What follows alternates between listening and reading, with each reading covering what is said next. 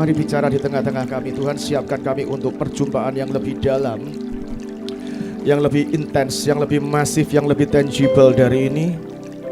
Buka hati kami, buka pengertian kami, roh hikmat, roh nasihat, roh pengertian turun atas kami. Buat kami ini ngerti sesuatu ya Tuhan. Buat kami ngerti kedalaman, buat kami ngerti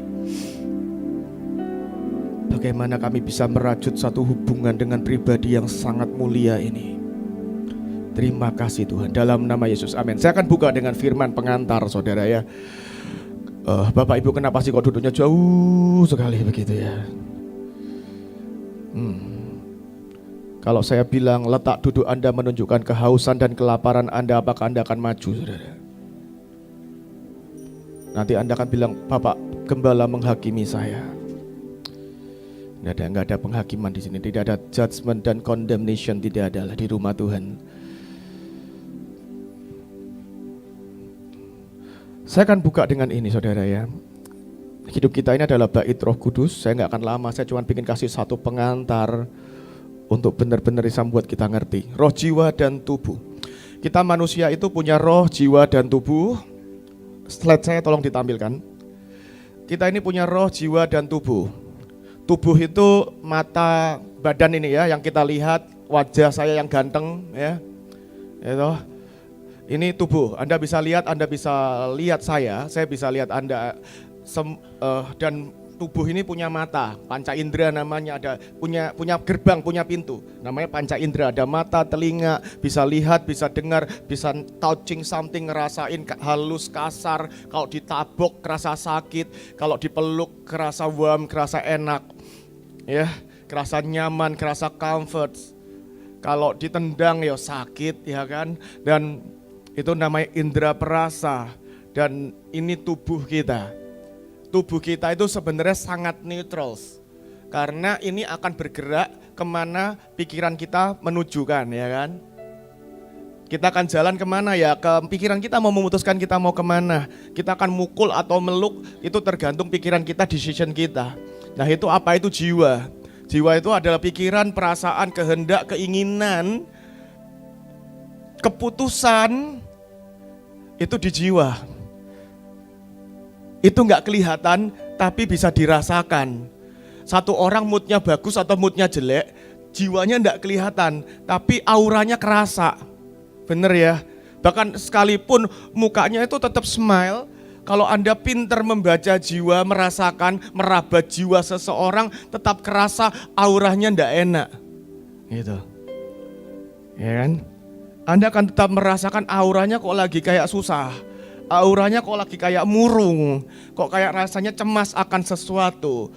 Nah, perasaan itu sesuatu yang kita tidak kelihatan physically, tapi kita bisa rasakan. Kita bisa rasakan. Nah, yang berikutnya roh. Roh itu identity. Roh itu sebenarnya di dalam kita yang sejati, identitas kita itu siapa, the true you, the true me, itu roh. Itu muncul ketika Tuhan menghembuskan nafasnya. Nah, kalau kita bagi dua, maka ada outer man dan inner man. Nah, saya rasa ada banyak deskripsi, ada banyak arti, ada banyak orang berusaha ngertiin hati itu apa. Tapi ini pendapat saya dan kita sepakati aja ya. Hati itu adalah inner man, hati itu adalah roh tambah jiwa. Hati itu roh tambah jiwa, inner man. Hati. Makanya orang bilang, kata-kata orang didengar, ngomongnya manis nih, tapi kan hati orang siapa tahu. Nah hati itu apa? Jiwanya, pikirannya, perasaannya, dan apa yang rohnya, dirinya itu kayak apa? Kita tidak tahu. Jadi orang lain mungkin akan menerjemahkan hati itu sesuatu yang lain deskripsinya. Tapi saya menerjemahkan hati itu adalah inner man, orang di dalam kita, itu jiwa ditambah roh. Anda sepakat aja, terutama untuk khotbah hari ini. Nanti pulang Anda menerjemahkan hati itu lain, terserah. Nah, Allah itu roh dan barang siapa menyembah dia harus menyembahnya dalam roh dan kebenaran. Nah, ada tubuh, jiwa, roh. Kita harus menyembah Tuhan pakai apa? Enggak cuma roh sebenarnya, tapi semuanya. Makanya cintai Tuhan dengan pikiranmu, hatimu, semuanya toh, kekuatanmu. Artinya apa? Semuanya. roh jiwa tubuh. Nggak mungkin toh. Ya Joseph menyembah cuma pakai roh. Tombolnya nggak bunyi toh ya. Ya toh, kecuali kan nggak bunyi itu. Tombolnya nggak bunyi. Berarti dia menyembah pakai tubuhnya. Kenapa penari harus nari? Kalau cuma pakai roh dia diem. Pokoknya Bapak Ibu tahu saya menari. Kan nggak bisa toh, nggak bisa. Menyembah Tuhan pakai apa? Roh, jiwa, tubuh, semua hidup kita. Cuman ini, kuncinya ini. Roh cuman bisa connect sama roh. Roh cuman bisa connect sama roh. Makanya ada alam daging. Nah, alam daging ini kita connectnya pakai tubuh. Alam jasmani ini connectnya pakai tubuh. Tadi mata, telinga, hidung, dan kulit dan semuanya. Tapi dunia roh itu connectnya pakai roh. Nah, tapi roh, jiwa, tubuh itu nyambung. Buktinya apa? Anda jalan ke tempat angker, kuburan. Ya, misalnya tempat yang angker lah, tempat yang creepy, yang singit gitu. Ya, singit itu. Itu kan tiba-tiba, itu roh kan, roh evils kan, roh kan. Tiba-tiba hatimu, pikiranmu, perasaanmu bisa kerasa creepy. Creepy itu apa sih? Ngeri. Merinding. Belum sampai merinding. Karena merinding itu di tubuh. Nah, kerasa serem. Nah, tiba-tiba ini bulu kuduk berdiri. Bergidik. Itu menunjukkan roh, jiwa, tubuh itu nyambung. Kalau Anda bisa merasa begitu, puji Tuhan. Roh, jiwa, tubuhmu masih connect. Ya, toh? Masih ada sambungannya itu, enggak putus itu. Gitu. Nah, tapi kadang-kadang putus. Contohnya apa? Orangnya di sini, pikirannya kemana-mana. Mikirnya bakmi. Nanti tubuhmu ada di gereja, pikiranmu di atek. Gitu. Gak nyambung berarti tubuh sama jiwamu tuh gak connect. Gitu. Mikirin masalahmu, gak connect. Pendetanya khotbah apapun ini, mikirin yang lain, gak connect. Di tengah hadirat Tuhan, Roh Kudus bekerja. Ya, Roh Kudus bekerja. Roh Kudus kan roh bekerja. Connect ke rohmu. Tahu-tahu tuh jiwamu bisa kerasa sedap gitu, nyaman, enak, ayem, teduh, tentrem, bener nggak ya? Dan tiba-tiba air mata ngalir, physically terjadi. Itu tandanya apa? Roh jiwamu masih connect. Puji Tuhan, Anda harus ngucap syukur untuk itu. Kenapa? Ada orang yang nggak bisa connect.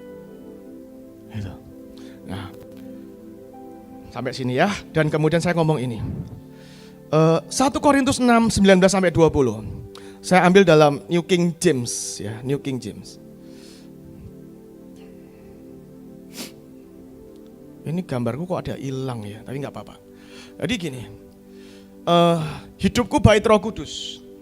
Saya terjemahkan dari New King James ya. Do you not know that your body is the temple of the Holy Spirit, who is in you, whom you have from God, and you are not your own. For you were bought at a price, and therefore glorified God in your body and in your spirit, which are God. Nah, tidak tahukah kamu bahwa tubuhmu adalah rumah untuk Roh Kudus yang tinggal di dalammu, yang kamu peroleh dari Allah Bapa dan bukan milikmu sendiri. Karena engkau dibeli dengan harga. Saya tambahkan penekanan situ yang sangat mahal, karena itu referensi dari ayat yang lain. Semahal apa? Darah Yesus. Karena itu muliakan Allah. Kalau ini di bahasa Indonesia terjemahan baru agak meleset. Muliakan Allah dengan tubuhmu. Tapi bahasa Inggris dan terjemahan aslinya bilang muliakan Allah dengan tubuhmu dan dengan rohmu. Nah, itu menjawab pertanyaan tadi. Kalau nyembah Tuhan, memuliakan Tuhan pakai apa? Ternyata bukan cuma pakai roh tok, semua. With all our being. Tapi itu start dari mana? Dari roh. Gitu. Jadi orang gak bisa ngomong, aku menyembah Tuhan dalam hati saja. Ternyata gak bisa. Gak bisa. Betul. Hamba Tuhannya, pendetanya khotbah dengan luar biasa. Ada amin. Anda bilangnya, aku amin dalam hati saja. Ternyata gak bisa. Ternyata kalau kita menyembah Tuhan, mengafirmasi, mengiyakan, menyepakati, harus dengan with all our being. Roh, jiwa, dan tubuh. Ada amin. Nah, gitu saudara ya. Semoga Anda minggu tidak lupa, besok tidak lupa. Nah, hukum yang terutama, saya balik khotbah saya, slide yang saya pakai hari Minggu. Kasihilah Tuhan Allahmu dengan segenap hatimu. Hati tadi apa? Jiwa tambah roh. Dan dengan segenap jiwamu, dengan segenap akal budimu, itu di pikiran. Itulah hukum yang terutama dan yang pertama. Dan yang kedua yang sama dengan itu, kasihi sesamamu manusia seperti dirimu sendiri. Pada kedua hukum itu tergantung seluruh hukum Taurat dan kitab para nabi. Jadi kalau kau mengasihi Tuhan pun, itu mesti mulai dari sini, dari inner man-mu. Dan kasih itu ada wujudnya. Anda mengasihi istri, mengasihi suami, kan enggak bisa toh, enggak ada hadiah, enggak ada say I love you, enggak ada kiriman duit, enggak ada pelukan, enggak ada kiss goodbye kalau pisah pagi, enggak ada luangin waktu untuk ngobrol heart to heart, kan enggak ada. Misalnya gini, misalnya Pak Yafet ngomong sama Ibu Vita, kamu kenapa sih enggak ngomong I love you? Nah Bu Vita jawabnya gini, kan kamu pokoknya tahu di hatimu aku mencintai kamu. Kan capek ya, meletihkan hubungan seperti itu, bener gak sih? Yes I know, but I want to hear that. Gitu. Aku tahu, tapi aku ya pengen denger. Gitu. Aku ya mau denger itu, aku mau merasakan dipeluk, aku mau merasakan morning sayang, I love you so much, ya kan? Aku mau ngerasain dapat hadiah, mau merasakan satu orang yang do anything, yang benar-benar suportif. Jadi mengasihi ternyata butuh with all our being. Perhatikan ini, 1 Tesalonika 5 ayat 23-24. Karena kata-kata menyembah Tuhan dengan roh itu menyebabkan banyak orang Kristen konslet. Yang penting roh, yang penting roh, yang penting roh. Akhirnya gak pernah manage jiwanya. Mereka cuma ngeroh karena Tuhan itu roh. Tapi jiwanya enggak pernah diurusi, tubuhnya enggak dirawat, skillnya tidak di-upgrade. Worshippers enggak pernah ngupgrade skillnya. Yang penting kan katanya pagam spirits, yes gitu. Kalau saya disuruh milih worship leader yang spiritsnya 10, 1 sampai 10 ya, 8 itu ya. Skillnya 3 dengan yang skillnya 9 tapi spiritnya 5, saya pilih yang spiritnya 8. Yes. Tapi bukan berarti roh spirit Anda tidak maintain, tidak manage, tidak ngatur, tidak take cares yang di jiwamu dan di roh. Kenapa? Ayat ini. Tuhan aja ngurusi jiwa dan tubuhmu kita. Ini bacanya. 1 Tesalonika 5 ayat 23-24. Now may. Tiba-tiba Tuhan itu tadi bicara now, hari ini, sekarang. Kalau selama ini, sebelum hari ini, engkau kurang memperhatikan jiwamu dan tubuhmu, now, Anda berubah. Now may God of peace, Jehovah Shalom, himself sanctify. Sanctify itu menguduskan, menjaga, memelihara. Saya terjemahkan menguduskan, membuat jadi kudus. Nah itu tadi. Seringkali kita mikir untuk ketemu Tuhan kita harus susah payah nguduskan diri. Ya. Kita baca di perjanjian lama, imam kalau menghadap Tuhan disuruh nguduskan diri, puasa, tidak boleh sentuh istrinya. Gak tahu 3 hari apa seminggu. Itu. Wah itu kan susah. Ya suami-suami susah kan?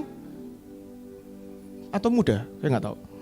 Nah, menguduskan diri, membuat jadi kudus, tapi ini enggak gitu ternyata. Tuhan yang nguduskan kita. Dia disebut Roh Kudus karena begitu kita sentuhan dengan Dia, interaksi dengan Dia, kita komunikasi dengan Dia, kita berjumpa dengan Dia. Pekerjaan menguduskan itu Dia yang ngerjakan, bukan kita. Amin. Nah, now Jehovah Shalom himself, dirinya akan menguduskan, membuat engkau jadi kudus, membersihkan, memurnikan, memperbaharui jiwa. Ternyata sanctify itu artinya restoring souls. Itu yang Daud katakan, dia meletakkan aku, dia membaringkan aku di padang rumput yang hijau, dan dia restore my soul. Ternyata Tuhan kok enggak ngurusi roh-roh tok gitu ya.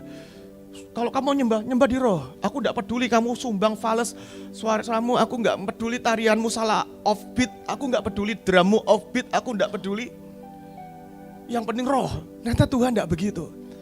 Tuhan akan menguduskan, mengupgrade, memurnikan, menepatkan, membenarkan. Ya. Completely. Berarti enggak cuma satu jiwa, enggak cuma satu tok roh aja, tapi semua, komplit, semua aspek hidup kita. Dan may your will spirit, dan biarlah seluruhnya, keseluruhanmu dengan utuh, wellness, spiritmu, rohmu, jiwamu, dan tubuhmu preserve blameless. Dipelihara tanpa celah, dimurnikan sampai tanpa celah. Dibela karena di dalam Tuhan tidak ada condemnations, nggak ada tuduhan dan dakwaan. Sampai kedatangan Tuhan kita Yesus Kristus, Dia yang memanggilmu setia. Dan Dia akan terus melakukannya. Melakukan apa? Itu tadi, sanctify. Sanctify apa? Roh, jiwa, tubuh. Memang itu bukan urutannya, itu bukan roh lebih penting dari jiwa, lebih penting dari tubuh, bukan. Tapi memang karena Tuhan itu roh, kerjanya roh duluan.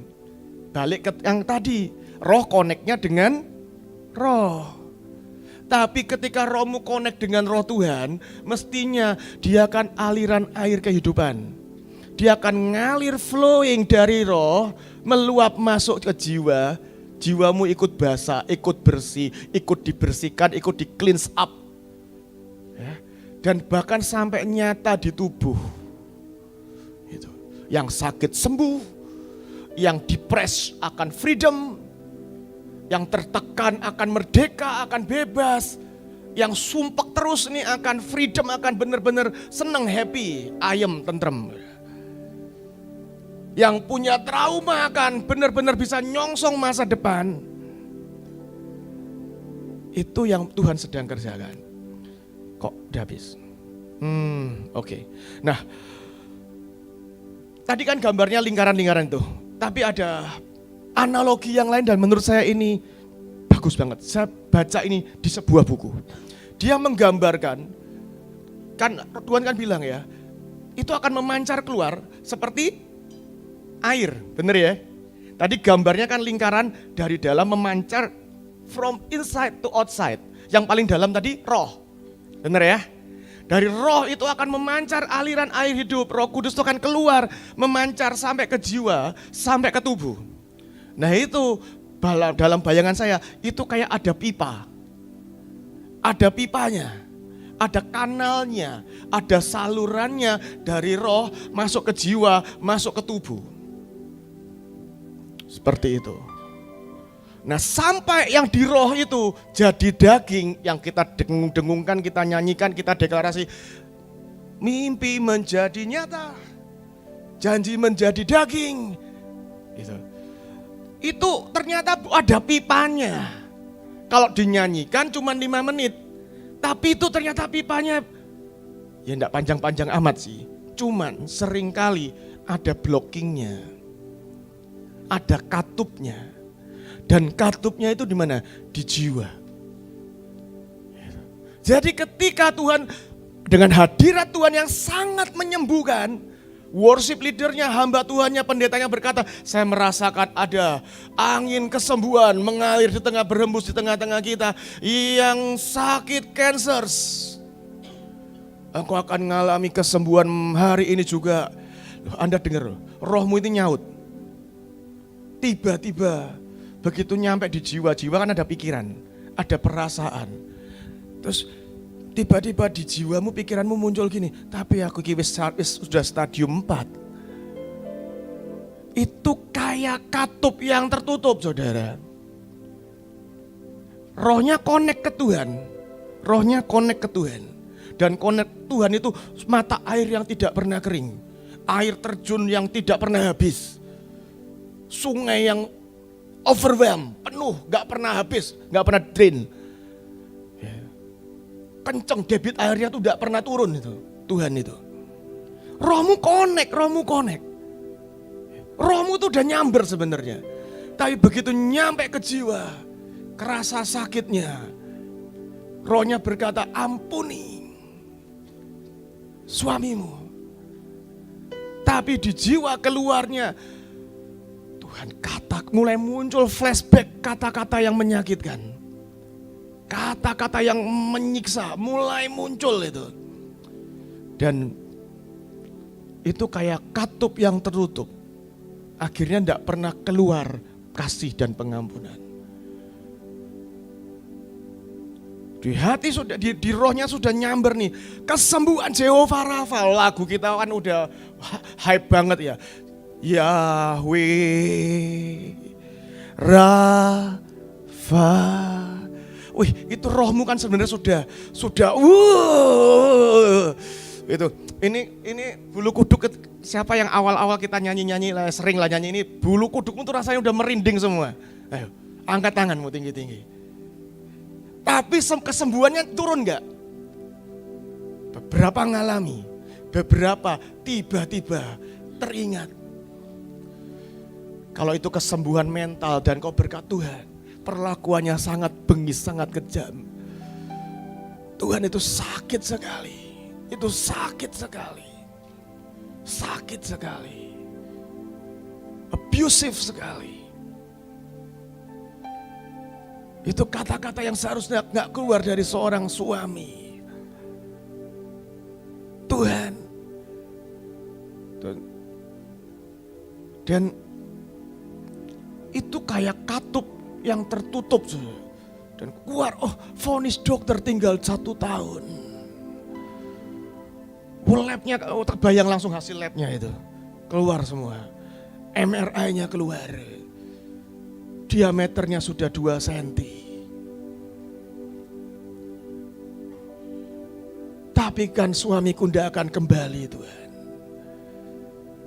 Tapi kan suamiku tidak akan hidup lagi. Dan itu membuat itu aliran mandek. Bahkan masuk di jiwa pun tidak ada, gak bisa. Kenapa? Tutup saudara, ketutup. Itu kayak katup yang di torenmu itu engkau tutup. Kan tidak akan ngalir kemana-mana, kamar mandi tidak akan keluar, wastafel tidak akan keluar. Itu kira-kira seperti itu. Kira-kira seperti itu. Kenapa saya bikin salurannya banyak? Kayak sepertinya pipanya itu banyak. Karena memang banyak. Ternyata sambungan ini pipanya macam-macam. Contoh, saya ini berkali-kali ketemu orang. Joshua juga pernah cerita di Mahanaim. Ada anak diajak beriman suruh ngurus bendahara buat ke Burundi dan berhasil. Itu butuhnya 1 miliar. Tembus loh. Kelewat lebih yuk. Tapi giliran disuruh beriman untuk sama-sama ekonomi loh, sama-sama keuangan, sama-sama material, sama-sama urusannya Jehovah Jireh. Suruh beriman untuk punya rumah loh, nggak usah yang mewah, KPR. Nge-DP aja 20%, nggak sanggup imannya. Kayak nggak bisa, macet. Incomeku cuman 1,5. Nanti beli itu nanti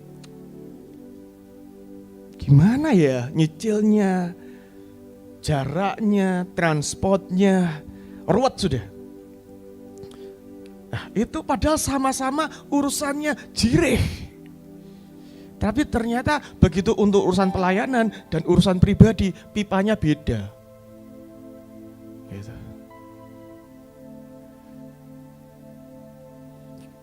Pengampunan misalnya. Beberapa orang punya standar sendiri.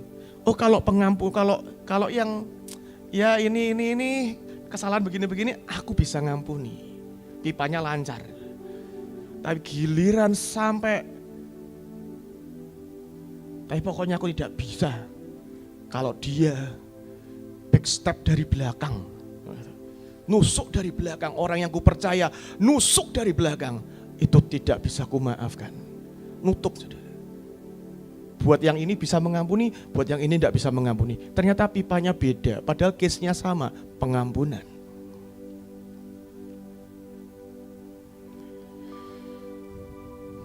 Saya akan tutup dengan satu ayat, saudara.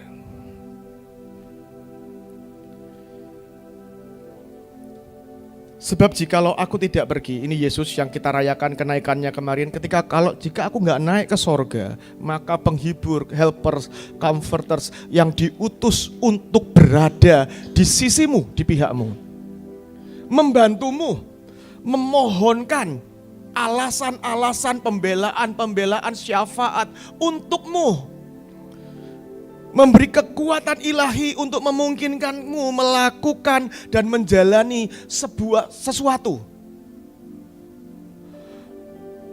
Penghibur itu, saudara.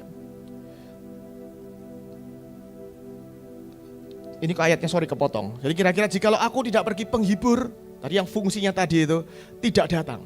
Tapi jika aku pergi, aku akan mengutus dia. Siapa itu? Penghibur, comforters. Penghibur tuh kok kayaknya kayak kerjanya cuma nolong kalau susah ya. Padahal enggak, artinya penghibur itu tadi, dia yang akan ada di sisimu, di sampingmu. Dia yang defend engkau. Dia akan bersyafaat. Dia akan tolongi. Dia akan membelamu. Dia akan memberimu kekuatan, memungkinkanmu untuk melakukan dan jalani sesuatu yang buat dirimu terlalu berat. Ini terlalu berat, aku tidak bisa Tuhan, ngampuni dia. Aku tidak bisa. Aku melupakan kejadian ini tidak bisa. Aku mengampuni diriku sendiri tidak bisa. Dan kalau kita pelayan Tuhan, mestinya kita juga, Tuhan aku khotbah yang tidak bisa. Doakan orang sakit yang tidak bisa. Menyembuhkan orang sakit tidak bisa. Doakan bisa, ya. Menyembuhkan tidak tahu. Tidak bisa kita menyembuhkan orang sakit. Memungkinkanmu, memberi kekuatan ilahi, memungkinkanmu untuk melakukan atau menjalani sebuah perjalanan dan sebuah tugas. Itu arti kata penghibur, diutus untuk itu. Tapi jikalau aku pergi, Yesus pergi, aku akan mengutus dia kepadamu. Dan perhatikan, kalau Roh Kudus itu datang, dia akan menginsafkan. Menginsafkan itu ternyata artinya dalam sekali, panjang sekali. Ternyata menginsafkan itu artinya panjang sekali. Dia akan menjelaskan kebenarannya. Anda Anda pernah nggak ngalami sesuatu lah hal yang terlalu complicated, terlalu ruwet, yang dipikirkan aja bulat gitu, nggak bisa itu. Diurai aja nggak bisa. Kepala sama ekornya nggak bisa. Ada kejadian-kejadian yang terjadi dan engkau nggak ngerti kenapa itu terjadi, untuk apa itu terjadi. Bahkan kau mulai bertanya-tanya, Tuhan kenapa sih kau izinkan? Kalau engkau Allah itu ada kasih, kenapa kok engkau mengizinkan hal ini terjadi dalam hidupmu? Nah, kata menginsafkan itu, dia akan mulai jelasin. Ini loh nak. Mungkin tidak langsung gamblang gitu ya. Karena sekali lagi hikmat Tuhan itu gak terselami. Tapi dia akan mulai menjelaskan, dia akan mulai kasih lights, terang. Dia akan menginsafkan, dia akan menjelaskan kebenarannya. Ini loh nak, duduk persoalannya seperti ini sebenarnya. Dia akan menerangkan dengan bahasa paling sederhana yang kegoblokan kita masih bisa ngerti. Dia akan membuka pengertian, perhatikan. Dia akan membuka katup itu. Yang tadi kau tutup dengan luka, kau tutup dengan ketidakpercayaan, kau tutup dengan pikiran manusia, logika gak masuk akal. Kau tutup. Jadi yang di roh itu tidak bisa ngalir ke jiwa, tembus ke batin, tembus ke tubuh. Tiba-tiba roh itu akan bekerja menginsafkan, dia akan buka katup itu. Dia akan menginsafkan dunia akan dosa. Apa yang tidak tepat, apa yang tidak pas di hidupmu, apa yang gak di posisinya di hidupmu, dan kebenarannya yang memerdekakan. Kalau bahasa Indonesia nyebutnya penghakiman, kok rasanya serem, kayak kita dihakimi. Padahal Alkitab berkata di dalam Yesus Kristus tidak ada penghukuman. Kata penghakiman ini artinya justice ternyata. Nah justice itu gini loh, Justice itu kan Tuhan bilang, aku ini roh Tuhan ada padaku untuk memberikan keadilan buat orang-orang yang tertindas. Dan kata penghakiman itu kayak gini, Tuhan tuh nerangin ini loh nak hukumnya, ini kebenarannya, ini loh penetapanku. Engkau enggak perlu untuk menghukum dirimu sendiri. Engkau sebenarnya enggak perlu ambil pusing dengan semua nyinyiran orang, dakwaan manusia, dakwaan setan, semua suara intimidasi, karena you are redeemed. Itu namanya justice. Aku sudah menggantikanmu. Nah, gak ada dosa yang tidak terampuni. Itu hukumnya, itu ketetapannya. When Jesus died for us, itu ketetapannya. Kenapa engkau terus menyalahkan dirimu dan menghukum dirimu? Gak ada dosa yang tidak terampuni. Tapi Tuhan, aku melakukan ini padahal setelah aku bertobat, dibaptis, berbahasa roh, melayani Tuhan. Iya, tapi enggak ada dosa yang tidak terampuni karena kebenarannya, hukumnya, aku setia dan adil. Kalau engkau datang mengaku dosamu, aku akan mengampuni dan menyucikan. Dia nerangin justice-nya. Dia nerangin kitab hukumnya. Dan itu yang Roh Kudus kerjakan. Sampai katup itu kebuka. Dan itu bukan Anda pernah nggak? Saya nggak tahu tanya. Saya mungkin tanya Pak Yono, Pak Yafet yang sering konseling orang. Pernah nggak ketemu orang kita ngoceh, berbusa-busa. Kita tahu di jiwanya ada katup, tapi mau sesi 5 jam kita nggak bisa buka itu. Pernah nggak ngalami gitu? Mau 2 kali ketemu seminggu, jalan 5 tahun. Kita tahu ini, aduh nak, aduh Pak, aduh Bu, seandainya kamu mau buka ini aja. Ngalir itu kuasa dan kasihnya Tuhan. Kamu beres hidupmu, kamu berkemenangan, kamu sembuh, kamu kuat, kamu pulih. Tapi kita tahu katupnya di situ, tapi kita tidak bisa buka. Lama-lama kita yang frustrasi, katup kita terhadap orang itu kita tutup. Tidak mau ketemu lagi. Karena pendeta juga manusia. Kok diomongi bebal banget ya.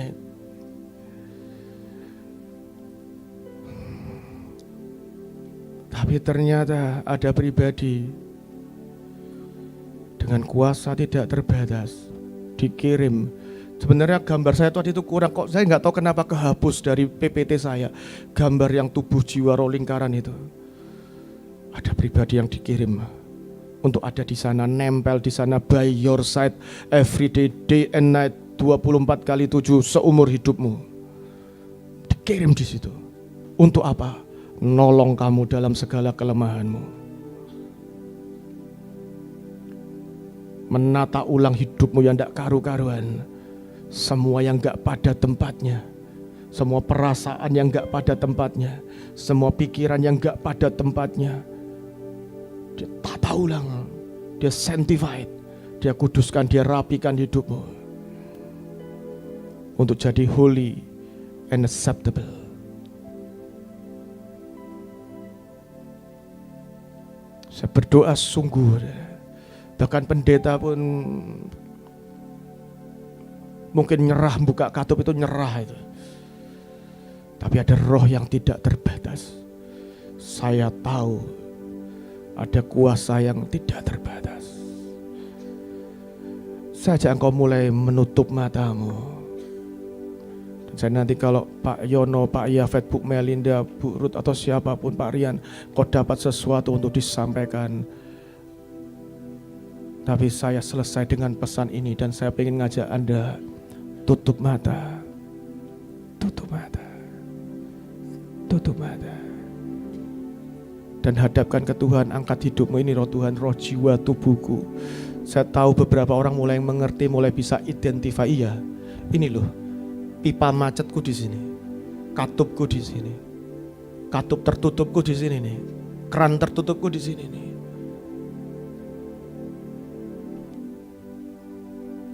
Semuanya berperkara dengan Tuhan. Ketika Dia datang, Dia akan menginsafkan. Manusia tidak bisa insafkan. Bahkan manusia itu tidak bisa mengenali dirinya sendiri. Mazmur berkata, Daud berkata, hati manusia sangat licik, sangat deceitful, sangat menipu. Kita ini tidak bisa identified kok. Kadang dosa yang kita ternyata dosa itu yang ada di hati kita anggap hikmat kok. Kita anggap benar. Apa salahnya? Apa salahnya? Tapi ketika roh itu turun, dia akan menginsafkan, dia akan nerangin salah nak. Salah. Yang benar gini.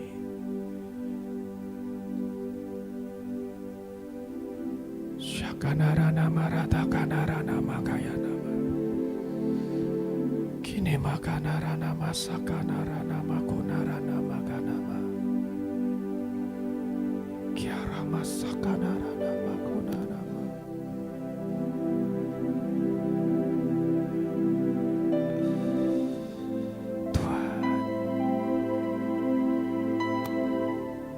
Engkau yang sudah mulai bisa mengenali ada satu katup, dua katup tertutup dalam hidupmu.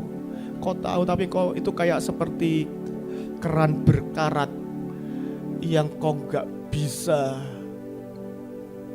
buka. Udah karatan, udah sangat tebal plaknya di sana. Kau gak bisa buka. Kau tahu kebenarannya tapi kau gak bisa buka. Di tempatmu kau berlutut. Karena air itu ngalir dari tempat yang tinggi ke tempat yang rendah.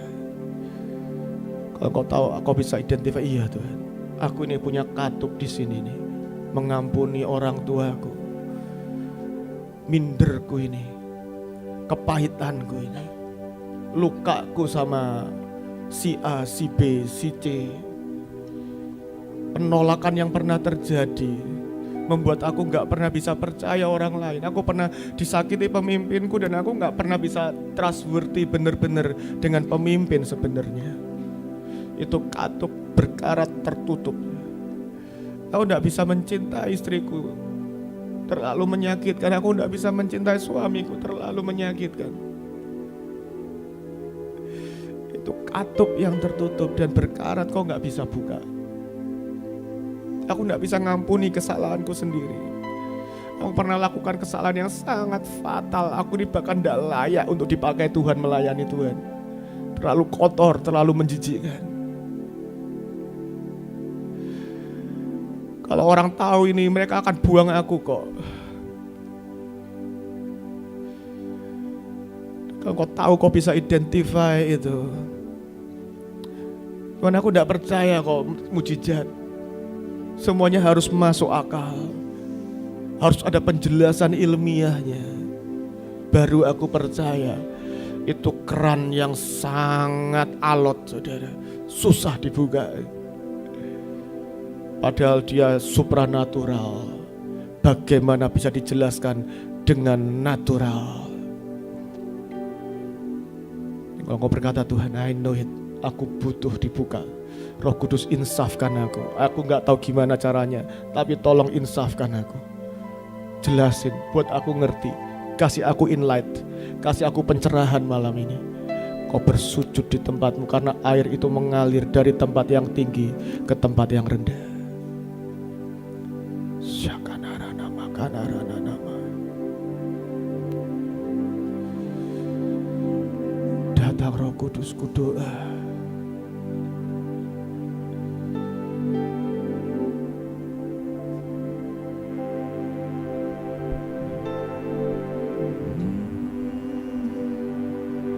Roh Kudus, ku doa.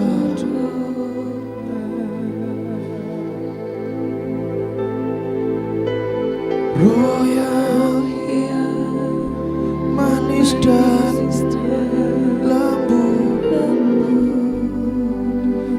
biar datang dengan kuat dan kuasa-Mu. Dengan kuat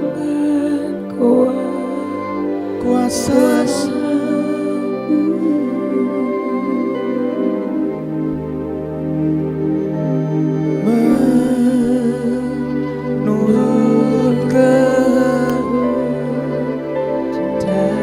lagi katakan datang. Roh Kudus ku doa,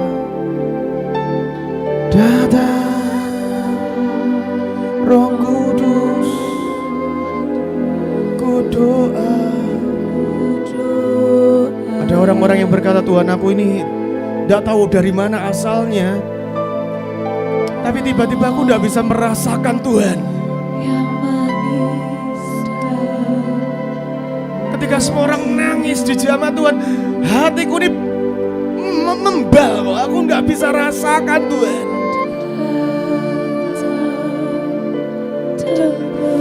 Ada katup yang dia perlu buka malam ini di hidupmu.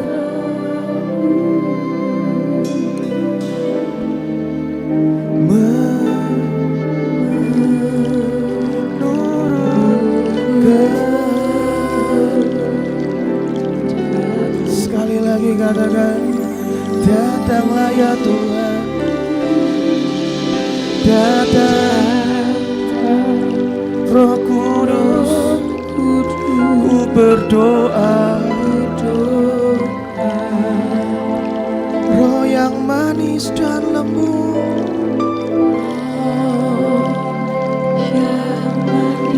dan lembut,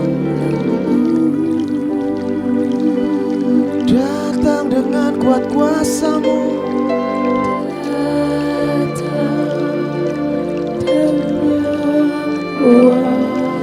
kuasa